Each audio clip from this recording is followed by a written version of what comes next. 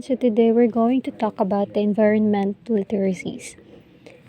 In environment literacies, we have four sections, which are the definitions, concept and skills, real-world applications, and lastly, pedagogical approaches in teaching and assessing the literacy. We have here first the introduction. The concept environmental literacy was introduced by Charles Roth and defined as an individual's total amount of knowledge about the environment and the level of awareness of environmental problems, in which environmental literacy is an individual's comprehensive understanding of the environment and awareness of what is happening. Also, it includes the ability to understand, restore, and plan for a balanced environmental system as a citizen. Environmental literacy is currently defined as noticing the present state of the environmental balance, restoring the environmental system, and planning for a better environmental order. Next, we have the section 2, which is the key concepts and skills. First, we have empowering individual. Then, the ability to understand and critically evaluate scientific information is the key skill for navigating an increasingly complex and technology-driven society. Developing scientific literacy not only boasts individual knowledge but also promotes 21st century skills such as we have critical thinking, problem solving, and communication. Empowering individuals emphasizes the importance of developing scientific literacy as a citizen to navigate a complex and technologically advanced society, especially now that we are in technology-driven world. Second, we have the promoting sustainable practices. This involves recognizing how human activities affect the environment, including pollution, resource depletion, and habitat destruction. People's action on a local or global scale, the effects of these actions on the environment, and many threats to the sustainable environment originate from human behavior. As human, we must be sensitive enough of what actions we make every day. Promoting sustainable practices highlights the connection between human activities and its effects in our environment, which entails the need to foster sustainable behaviors. Number 3, we have the addressing environmental justice. The literature states that society must become environmentally literate as a solution or a mitigation to a new and destructive environmental problems, which points out the significance of environmental literacy as a means of mitigating environmental challenges and ensuring equitable access to healthy environment. Next, we have the skills. Understanding the natural world. This includes knowledge of ecosystem, biodiversity, and climate change, the interconnectedness of our natural systems.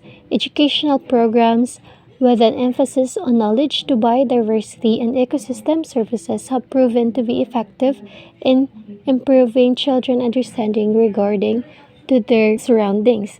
Understanding the natural world help us to think more solutions for us to have a sustainable and healthy environment to live in.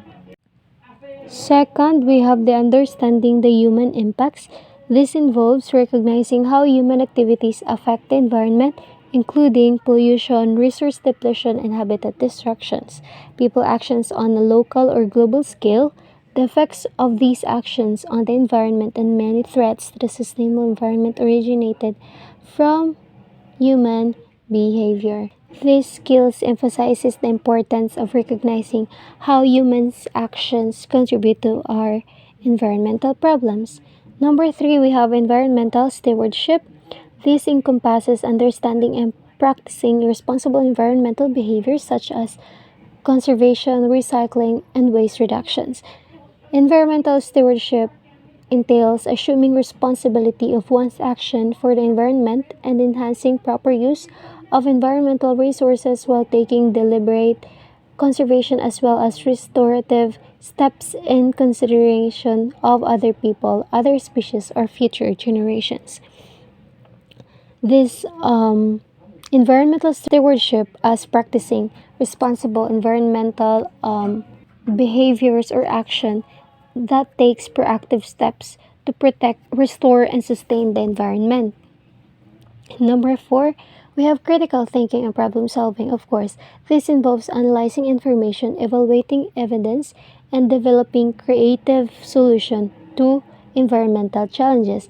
These skills encourages individuals to evaluate evidence, analyze data, and develop solutions to environmental challenges which can help us people to restore and protect the Mother Earth. Let's proceed to section 3, real world applications. In these slides, we will exploring the practical applications of environmental literacy in various contexts.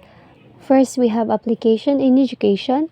Environmental education provides the methods and content which develop critical thinking, questioning attitude towards environmental issues, analysis and interpreting skills, understanding of ecosystem and environmental processes, and also train for personal and civic responsibility. Application in education highlights or equips individuals with critical thinking skills which can help in our mother nature. And also, through the application of environmental education, we are able to think of a solution that could help stop the bad behaviors towards the ecosystem. Environmental literacy is incorporated into school curricula to help students understand sustainability and ecological responsibility. Next, we have application in society. The social ecological system framework helps communities address environmental challenges. This approach promotes sustainable behaviors such as conservation, waste management, and responsible use. So, public initiatives like tree planting campaigns, eco friendly urban planning, and recycling programs further enhance public understanding of environmental sustainability. That is why we have Clean Up Drive, tree planting programs for us to help the Mother Nature restore and sustain its healthy well being. It introduces the social ecological system framework as an approach to addressing environmental challenges through collaborative efforts of the people and community engagement. Next, we have application in other industries. Businesses integrated environmental literacy into their operations by adopting sustainable practices such as reducing carbon footprints and improving resource efficiency. The concept of environmental sustainability guides industries towards eco friendly strategies, encouraging companies to invest in green technologies and ethical resourcing. For example, we have there the paper bag which we will use when we bought something. And this also discusses the integration of environmental literacy into business practices, such as the sustainable operations of other companies that helps the mother nature avoid negative impacts. And lastly, we have the impact on individuals and communities.